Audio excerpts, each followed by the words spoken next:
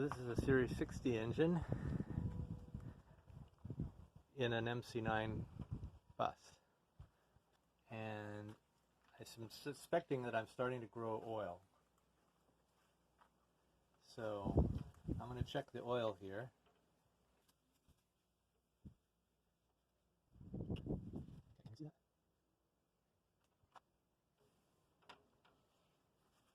So it's way up here. So I'd say that's at least, almost looks like a gallon overfill.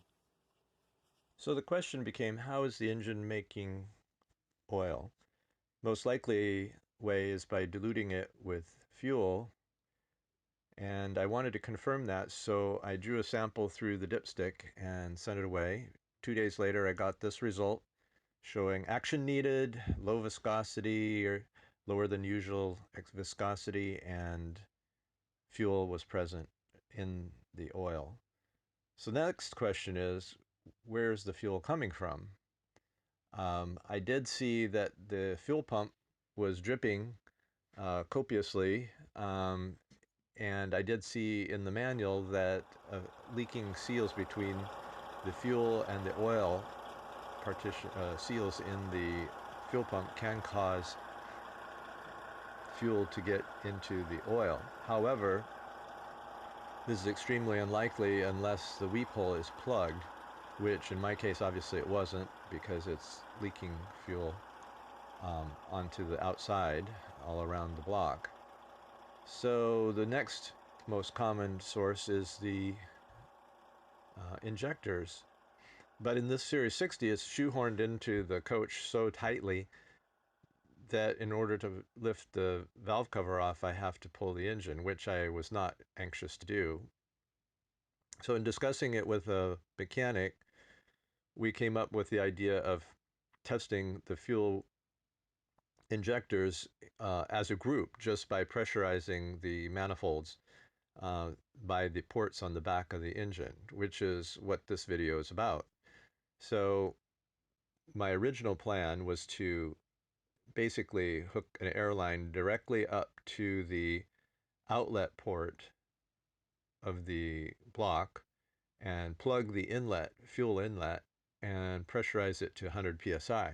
I ended up using the hoses that come off of the head, and this is how I did that. I created this device, which is basically a pressure gauge that's teed off of a line that connects to the hose, the fuel hose, and with a valve in it so that I can shut off the supply air and see if it maintains air pressure. I tested it first to make sure that it held air, and then I hooked it up to the outlet hose that comes off of the rear of the engine, and I put a plug in the inlet hose, which goes into the lower port of the two fuel ports on the rear of the engine.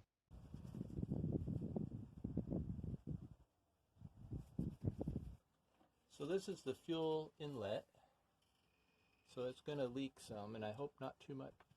So now we're committed. We're going to have to prime after this, most likely. Okay, so 3/4 inch. And the engine is officially on in-op. So now we're going to look at this gauge. It shouldn't take us more than about 5 minutes. We're going to pressurize the system up to 50 and hold it for 5 minutes and see what happens. According to the manual, you're supposed to have the valve covers off, of course, and see where the leaks are happening, and there are certain places where it will leak. But the mechanic told me that this would be at least useful, so we're going to see, and if we have any leaks, we'll try and find them if they're external and document that. And I'm going to open it until I get up to 50. Yeah, it's a little over 50. And I've turned it off. Now let's see what happens. Well, I can see it's dropping already. So it's definitely leaking. The question is, how fast is okay? Are we timing this? I can see the time on the Okay. video.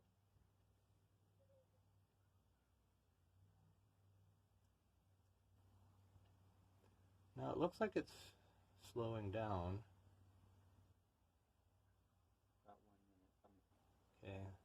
Let's keep going for 5 minutes and let's see if it's able to hold any pressure. It may be that it's just equalizing.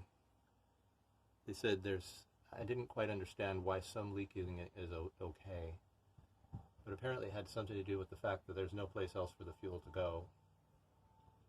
But no, it looks like it's still going down.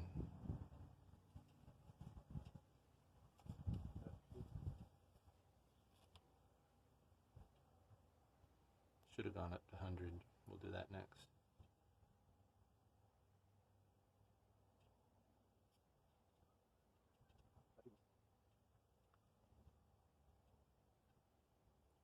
Yeah, and it's a little over 30 still. And that's a closed system. Everything after this yellow valve it's not getting air. I've already tested the air system.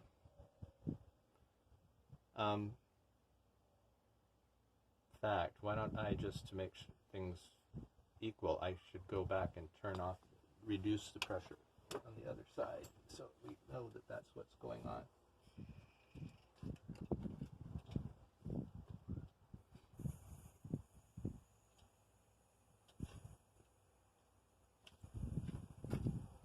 So I just turned the regulator on the air compressor down to 0.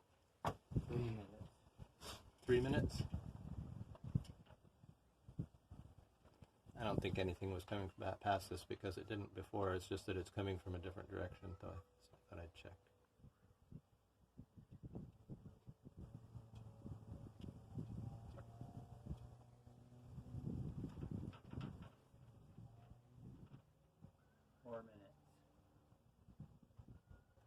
Would you be able to see leak coming out of the fuel pump?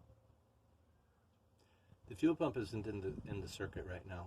Oh. Only thing in the circuit is, well, this hose, well, the inlet hose from the secondary filter that goes into the back of the lower inlet, or the lower port on the back of the block.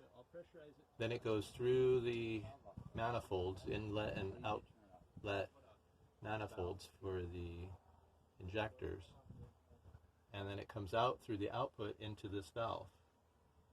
So I'm pressurizing it in reverse, basically.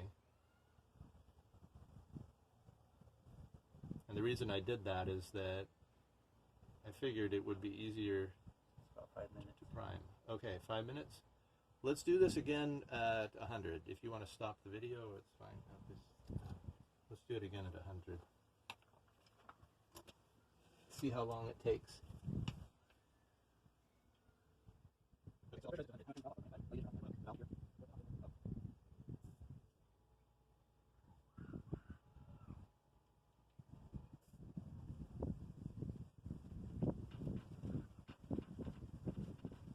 And hold the valve off and see how long it goes. I'm going to go back and turn it down to 0 so there's no back pressure.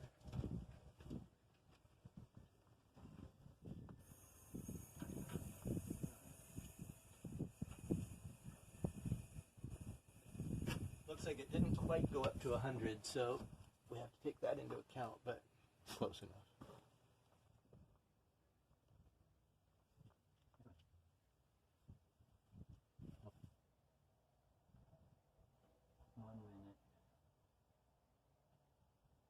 It started at 1630.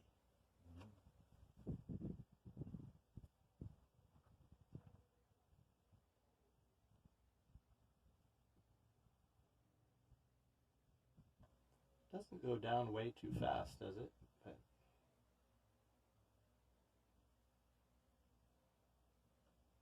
2 minutes.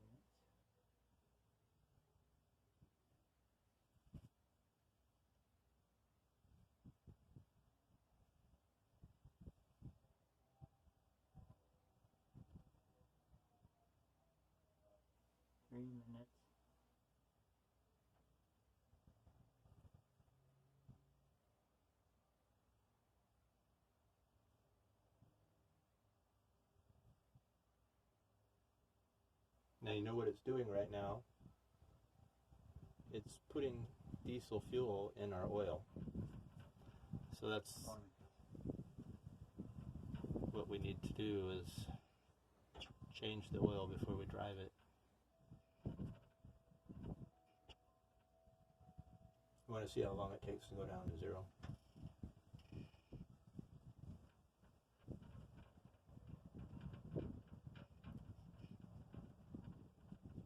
So we're right at 5 minutes now, eh? Yep. And we're at about 30 psi. So it went from 100 to 30 in 5 minutes.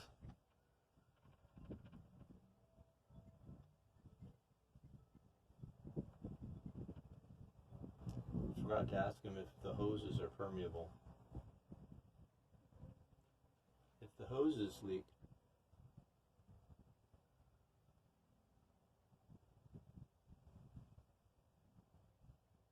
Probably as it gets to 0, it'll slow down. yeah, we can decide where we want to stop. So how many minutes now? Let's see. Well, let's just see where it is at 23 and a half. So that would be Almost 7. 7.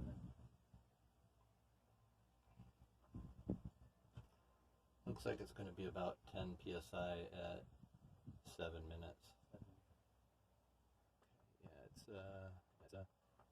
looks at right about exactly 11. So this is 1 to 10 dawn. I don't know if it's thick enough to tell us what we want. I'll try it on this piece here, right here. Oh, let's do that again. I didn't release the pressure on it. So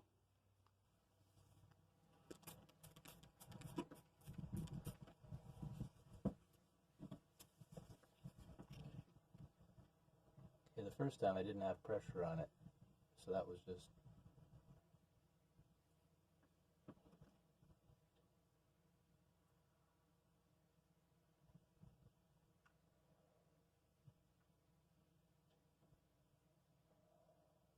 still don't see any leaks. Let's try here.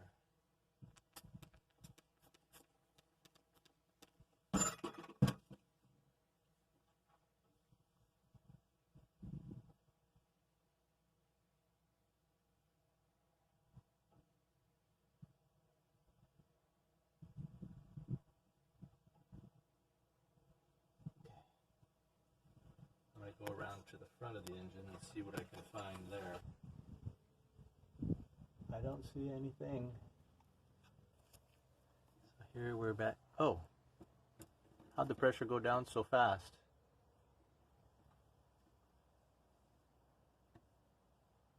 That's interesting. How long did that take?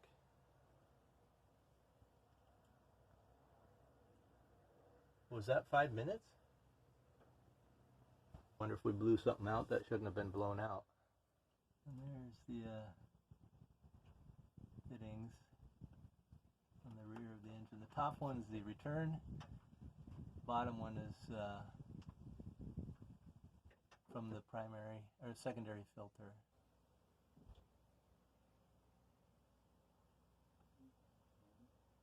How high did it go? It didn't go to 120, did it?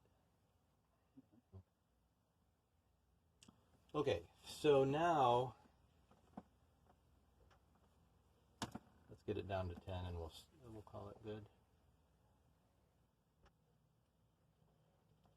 That's almost exactly 10. How many minutes are we now? I wasn't watching that closely. Okay. 3. Okay. All right. What I'm going to do now is I'm going to reconnect the fuel line, and then I'm going to change the fitting on here from a plug to something that should work with my Mighty Vac, and I'm going to try and prime the system. We'll see how that works, and then I'll hook it up to the fuel return. Make it sound like a plan? Okay. So now we're down to 0. This is we had to use a bushing because they didn't have a small enough one. I could have actually probably used a bigger barb fitting, but I'm going to use this to work with the Mighty Vac to use suction to prime it. So basically I'm going to take off this air fitting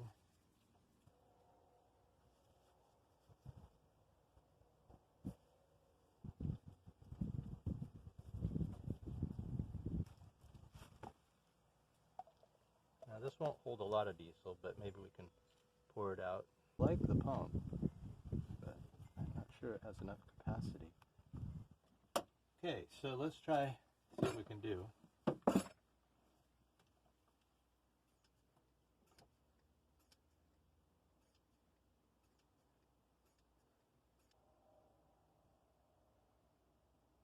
Still getting a lot of bubbles. I wish I had that mason jar attachment.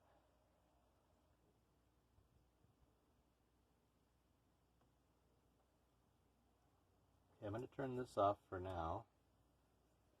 Break the vacuum. Not sure what's going on. I don't really know how to interpret this.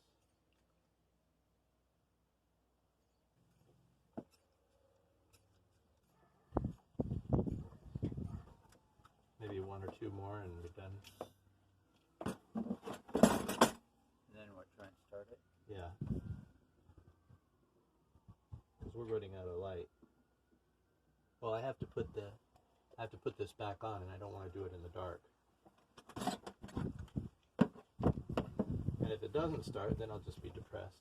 Okay, so in theory it should start now. We've got the output of the secondary filter tightened using the gluten tight method, and we've reconnected the fuel return using the gluten tight method. So unless there's something drastically damaged by the process of pressure testing, like I noticed that the second time I pressure tested it, it lost pressure much quicker. So maybe we actually blew a valve or something by putting 110 psi on it. But not a valve, a seal, injector seal.